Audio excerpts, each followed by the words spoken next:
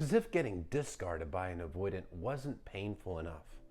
As soon as you're dropped, this person is already seeing somebody else. Or maybe they're on the dating apps, but chances are they're immediately in a new relationship. And it makes you feel like you never even mattered to this person at all. Keep in mind, not all avoidants do this, but many dismissive and fearful avoidants will jump right into new relationships. This is called monkey branching.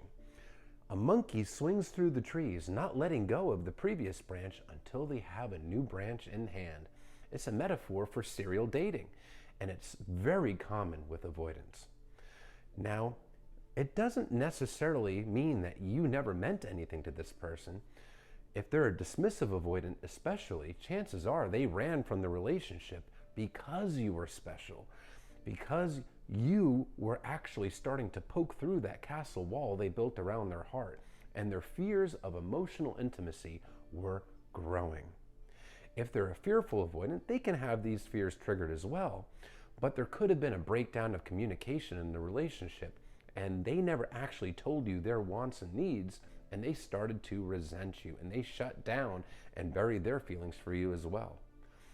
When the avoidant jumps into a new relationship, what they're trying to do is avoid. They're trying to distract themselves and avoid processing any of the painful emotions associated with the breakup. And they definitely want to avoid acknowledging and owning the fact that they hurt you, that they shattered your heart, that they absolutely devastated you. They don't want to take accountability, so they need to find a way to distract themselves while also making themselves feel better about themselves. This is a person with extremely low self-esteem. They don't feel lovable, and they don't know how to internally validate themselves. They need external validation, which is precisely what the new relationship is going to provide them. That infatuation, that attention they're getting from the new partner gives the avoidant a dopamine rush. That's the feel-good chemical that goes off in the brain along with oxytocin early in a relationship that makes you feel like you're on cloud nine. That will actually help the avoidant feel better about themselves temporarily in the moment. It helps numb any emotions that they're trying to avoid. Plus, the new relationship itself is a great distraction for the avoidant. It helps distract them so they don't have to process the emotions that they don't want to face. Self-reflection is something that avoidants avoid doing, because when you self-reflect, you have to process your emotions, not bury them. You actually have to take a look and see where you've gone right and where you've gone wrong, which means taking accountability, reflecting on how your behaviors impact others. That's painful stuff. They don't want to do that. They'd rather avoid. That's why they're called avoidants.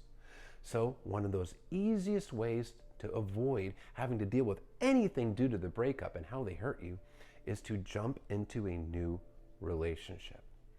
But this also means that this is a person that is not considering your feelings whatsoever.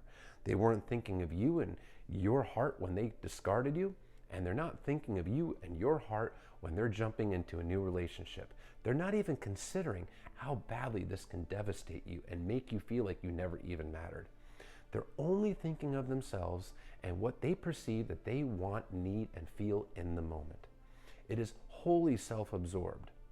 Now, they're not doing it to hurt you. That's not their intention, but they're not going out of their way to not hurt you either. You're just not a consideration. But this is a reflection of them. It's a reflection of their unhealed attachment wounds. It's also a reflection of their character. It's not a reflection of you. It does not mean that you weren't good enough for this person. Quite the opposite. The avoidant likely felt that you were too good for them and they weren't good enough for you. It's very hurtful behavior though, and it's very painful, but don't blame yourself and don't allow yourself to fall into the trap of thinking that you weren't good enough, because that only prolongs the pain and it pushes you into anxiety. Try to recognize it's a reflection of them, not of you.